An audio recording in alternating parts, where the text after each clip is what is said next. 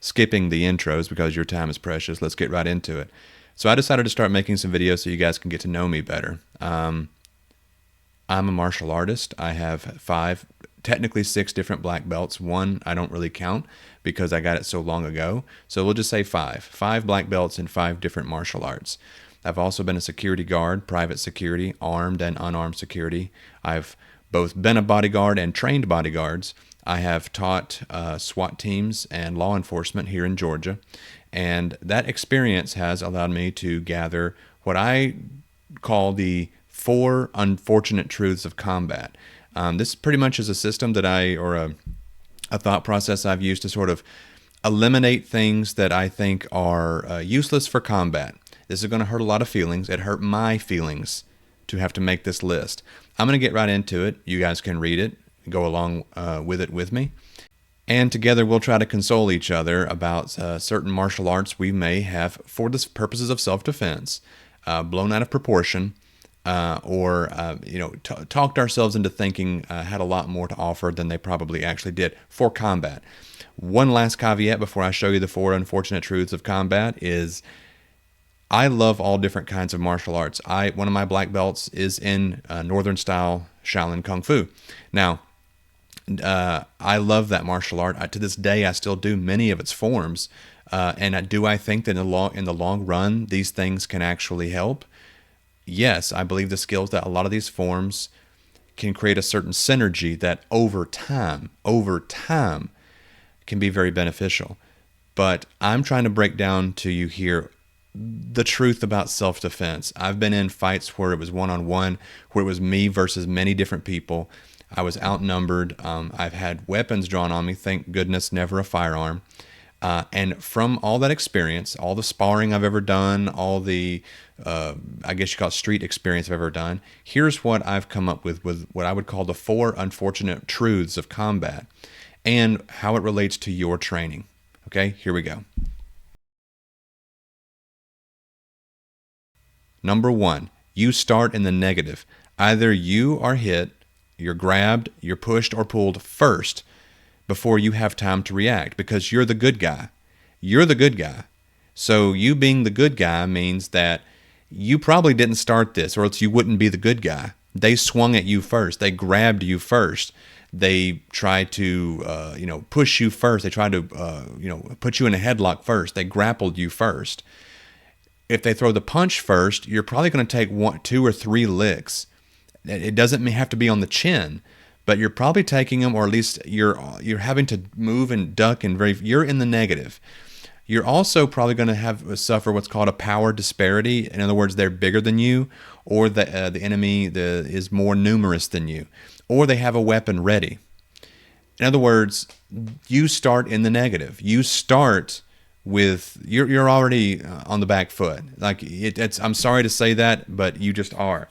And determining what works as a self-defense martial art is going to determine how well that martial art you're looking into deals with these unfortunate truths. Starting with this: does it have anything for you being behind time? In other words, you're in the negative, so you're behind time. You have already received, almost certainly, you have already received a punch, a grab, a shove. Someone came up behind you and grabbed you in a choke. You start in the negative, not in the positive. The second unfortunate truth of combat is you don't choose the environment. The bad guy does.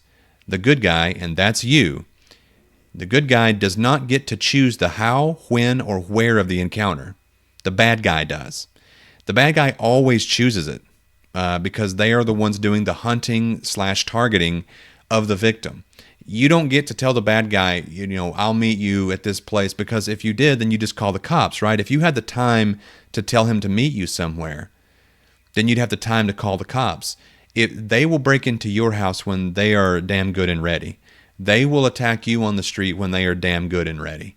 They choose the how, when, where, why. They choose it all. You don't, which means you could be getting out of the shower and have a towel around your waist, or no towel at all. You could be on walking outside like Tony Soprano in your robe and your bathrobe and your slippers to get the paper or whatever, you're going to get the mail out of the mailbox, and the grass is wet from the night when it's damp, and you're just not ready for a fight to the death. That you're just not ready for it. So you won't be ready. Number 3, you will be alone. Either alone in a crowd, because no one's going to be helping you, or else literally alone with no one else around. People in crowds will gladly film you getting your butt kicked from a distance, but they will almost never help you. They don't want to get involved. They're afraid that maybe they don't know who the bad guy is. If they see 2 people fighting, for all they know, you're the bad guy. So they're afraid of helping you out because they might get hurt. They also don't want to get hurt themselves. But there's also the thing of just you will often just be alone. Someone will attack you because you're alone. Because why? Well, see rule number 2. You don't choose the environment. As we just said, the bad guy does. They will often choose a moment when you're alone. And remember, rule number 1, you start in the negative, meaning you got grabbed, pushed, or punched, or whatever first, because they got to choose the when and where. And lastly, and this hurt me as a martial artist, and it's going to hurt a lot of you. The number 4 rule, the number 4 of these unfortunate truths of combat: average bad guys don't fall for most martial arts tricks. What I mean by that, I'll give a few examples here. Faking a jab, feinting high to go low, you fake high to go low and do a double leg. You fake left to go right, spinning back kicks, etc., etc. They don't care about these things. They do not care. And you won't have time or space to pull them off. You won't have time or space to execute a lot of these tricks. Most martial arts get really good at sparring against themselves, and therefore have these little tricks of their martial arts baked in to deflect or defend against someone of their own style. You saw this in UFC when Brazilian Jiu-Jitsu first came out. It mopped the floor, right? But then everyone started doing Brazilian Jiu-Jitsu to fight Brazilian Jiu-Jitsu, and you saw it everywhere. And so BJJ got really, really good at fighting BJJ. I'm not saying it's useless. I have a purple belt in it, or near enough. I'm about to go for my purple belt. But I've done combat submission wrestling under Sifu Alan Baker and Eric Paulson. And CSW has a lot of jiu-jitsu, a lot of catch wrestling in it. And I think grappling is absolutely imperative. But a bow and arrow choke? Go ahead real quick and Google what a bow and arrow choke looks like. Go ahead and look at a video on how to execute one. I've been put in a bow and arrow choke successfully exactly once in my entire life, and that was in a jiu-jitsu class. It will never show up in combat. It will never show up in combat. Because to get in that position, the other person you're fighting has to also kind of know grappling, and he or she is doing things to counter your grappling that is in accordance to their knowledge of grappling. And so you both know the game you're playing. And he's putting his leg somewhere, his foot somewhere in the wrong, what he thinks is the right spot to pass your guard. But a guy on the street doesn't know about passing your guard. So when he tries to pass your guard and you set him up for the bow and arrow choke, in combat, it doesn't. That setup doesn't ever happen. Is what I'm trying to say. That kind of setup never happens. And some of you boxers might be saying, "Wait a minute! I heard you also say faking a jab, or feinting left, or faking a cross to throw a jab doesn't work." It absolutely does. No, it doesn't. Well, in boxing, and if you have a guy who's decided he's going to square up, and it's one-on-one, it's you versus him, then sure, possibly. But think about what a faking the jab to throw a cross is. It assumes the bad guy knows what a cross is. Most bad guys do not know what the hell a cross is. They do not know. So if you fake a jab to throw the cross, they just reacted to maybe the jab coming in, maybe kind of, and then they just came in anyway. The reason for faking a jab in sparring is to get the guy's defenses to go like here. So then you fake the jab to throw a hook. So he puts his hands up here to defend against the jab, but the hook comes around the side. The bad guy on the street is just coming in with his knife, or he's just coming in to grab you. He doesn't know what the hell you're doing. I'm not saying it's useless, but a lot of things you're taught in a martial art is to fight against itself and to fight against others who are smart. In other words, it's kind of weird. It's like you're training to be smart against other smart, trained killers or fighters, but most bad guys are dumb. They don't, and I mean, I'm sorry to say that, but you can look at the education on most. That's the real world you're stepping into. Most of them do not care about your tricks. They do not care. And again, see rule number 2. They choose the environment, which means they came ready. They choose the how, when, what, why. They chose the how, and the how is, they came up behind you and they've got a knife. What good is learning how to slip a jab for 10 years to get good at it? When a guy may come up behind you and grab you around the throat and he's got a knife to your side or he's trying to shiv you. I mean, I'm not saying that boxing is useless. It will teach you power. It will teach you head movement. It will teach you range like you won't believe.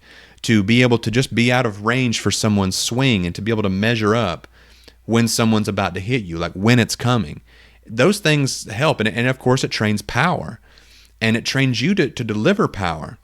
But a lot of martial arts, from Muay Thai and yes, even MMA, what you call MMA, mixed martial arts. I'm going to offend a lot of people.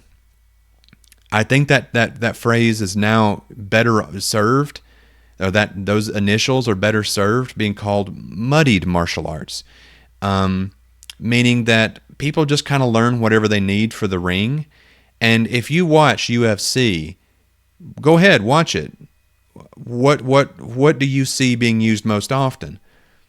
About 25 or 30 different techniques. I mean, you can count them, right? Jab, cross, hook, uppercut, overhand, double leg takedowns to mount position. Then you've got a few mount escapes. They all do the same mount escape, like 2 or 3, right? They'll try a roll, and they'll try like an elbow knee escape. They'll try like to trap the arm and roll.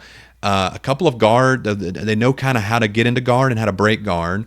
They know the RNC, right, the rear naked choke. They know, they maybe know something a little, like the Ezekiel choke or something from the front. They know a few things. But in the street, it can go so many different ways. And those people don't even know what you have prepared for them. And you've been preparing to go up against, another martial artist who's doing what you do, MMA, which is a combination these days of just kind of Muay Thai, like elbows, like you'll do like a forward, upper elbow, horizontal elbow, I guess now they let you do 12 to 6 elbows.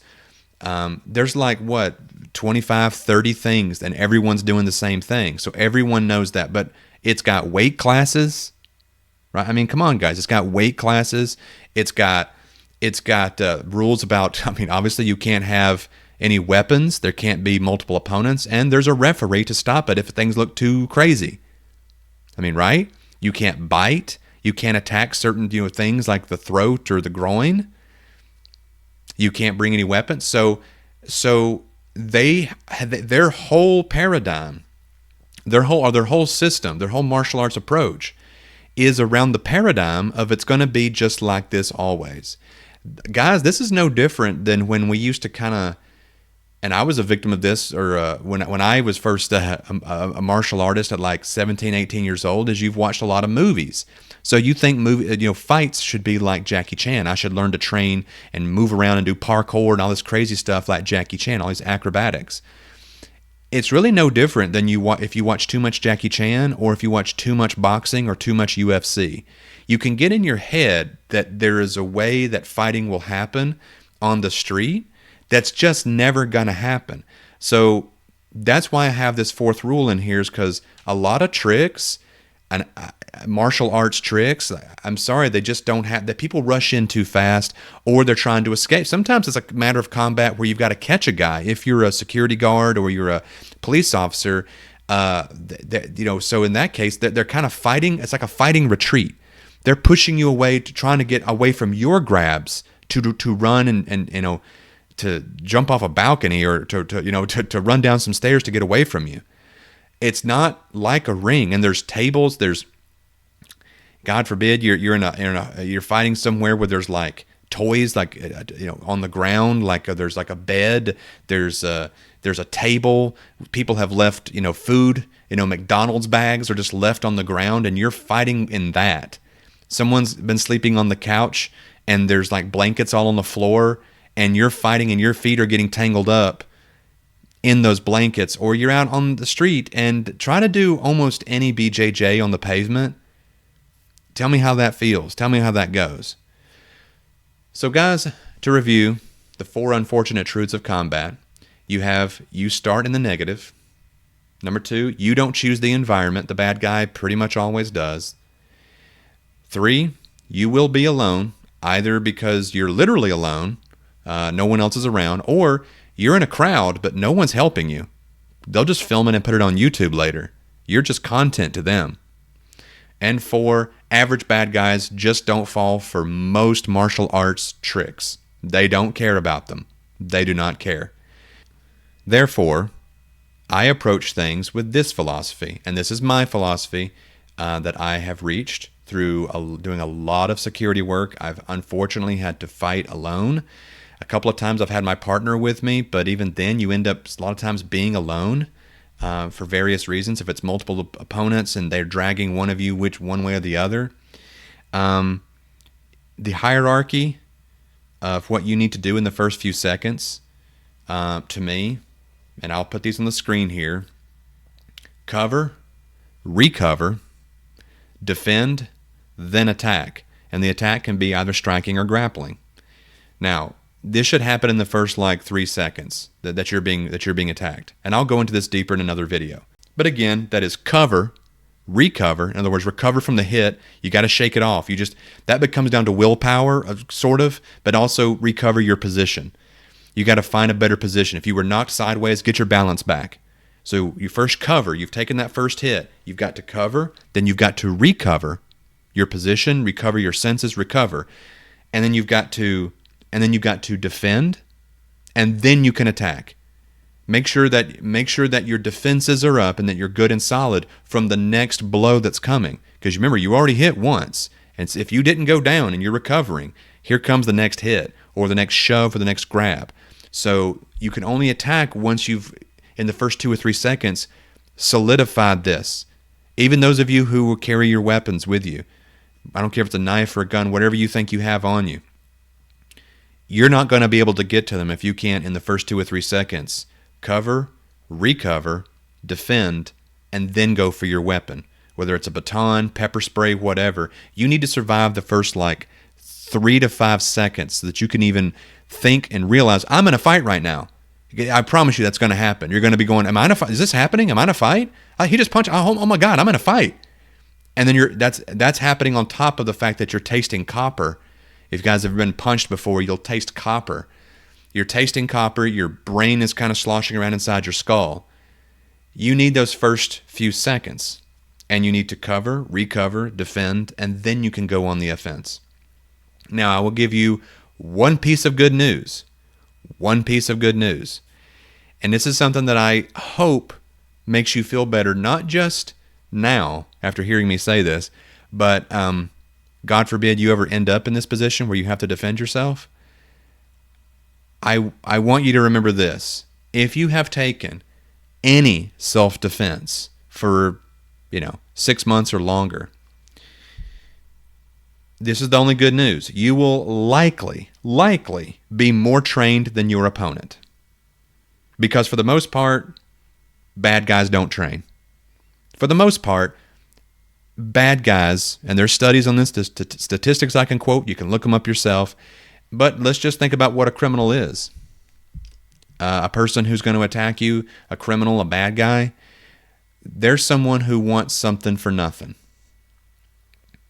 Their natural inclination, guys, their psychological makeup, generally, this actually overwhelmingly, not all.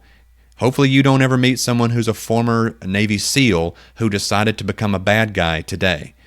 But for them, everyone I've ever encountered were guys that they could be strong. They're much more powerful than you. Remember, number one, you start in the negative. Rule number one, you start in the negative, which might mean they're often stronger than you. That counts as being in the negative. Something is already bad. You're already down. You're already down, and they're already above you. Either their personal stats, to use role-playing terminology, their strength modifier is higher than yours. Their dexterity modifier is probably higher than or equal, or else they wouldn't have picked a fight on you with you in the first place. But as far as training, if you've even got 6 months in, you are probably almost certainly better trained than the bad guy attacking you in terms of training. Now, the bad guy has experience. Experience is a different beast. That's something I can't give you, even if you trained with me for 30 years. I can't just give you experience. We can spar, we can do all kinds of stuff, but honestly, it wasn't until I became a bodyguard to a couple of famous people who shall remain nameless. But I've worked in TV show, and I've worked with one famous person one-on-one as a bodyguard, and I can tell you that it was extremely eye-opening. I'd already had 3 black belts at that point, 3 different martial arts, and they were highly combative arts, like Filipino Kali. It focuses on knife fighting, stick fighting, and then their empty hand system is brutal. Jeet Kune Do and Indonesian Silat. These are very combative arts, and then I had various degrees in different grappling arts. And yet it wasn't until I started getting in fights where I was like, oh, okay. So like 80% of what I was taught is only useful in the gym fighting someone who knows the same martial art as me.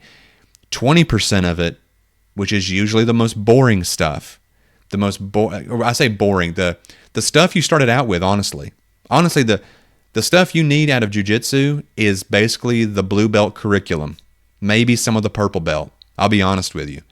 Everything you learn after that is, I'm not saying it's useless. I'm just saying you don't need that for combat in the street.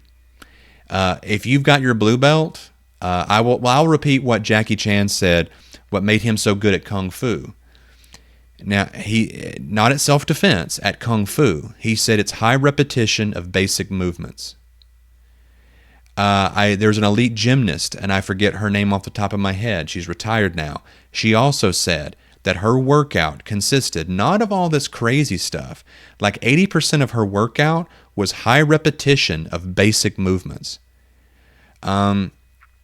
I've heard several boxers say that they basically train, like they not too fancy. They try to train some sort of the basics. So you see what I'm getting at here? Like, honestly, by the time you're a blue belt or purple belt in jiu-jitsu, if you just do high repetition of the most basic guard escapes, the most basic choke escapes, you're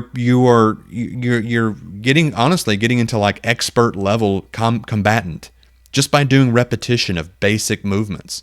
It's high repetition of basic movements, which almost always include gross motor skills. Not fine motor skills, gross motor skills. Same thing with stick work and knife work in Filipino Kali. All the fancy stuff that I've ever seen, that I was ever taught, I can teach clinics on this stuff right now. But I'm going to be honest, the few times I've dealt with someone who had something in their hand, like a weapon or something that I had to get out of their hand, I was assisting some police officers, and it was the basic disarms. The stuff I've done high repetition of, the high repetition of basic disarms, not the fancy ones that you see like Batman doing or like Jackie Chan. Those look cool. And if you're trying to look cool, then you need to do high repetition of these cool looking, disarms. So if you're trying to be like a stuntman or like in the movies, then sure. But I'm talking about combat here, and these have been the 4 unfortunate truths of combat. So I've gone on long enough. Hope I haven't wasted your time. I am going to upload a video going a bit further into what I think should happen in those first 3 seconds. But I thought before I did that, you needed to understand these 4 truths, and I call them the unfortunate truths of combat. I'm not happy with these rules. I don't like the fact that these rules exist. But it's like a law of reality. It's like a law of physics. It's just the way human beings fight, and it's the way things work. It's the way predators have always gone after their prey. It's just a fact. So I hope this was helpful. I hope I didn't discourage any of you guys from taking martial arts. Matter of fact, like I said, I think it's great if you do. All right, see you guys. Bye.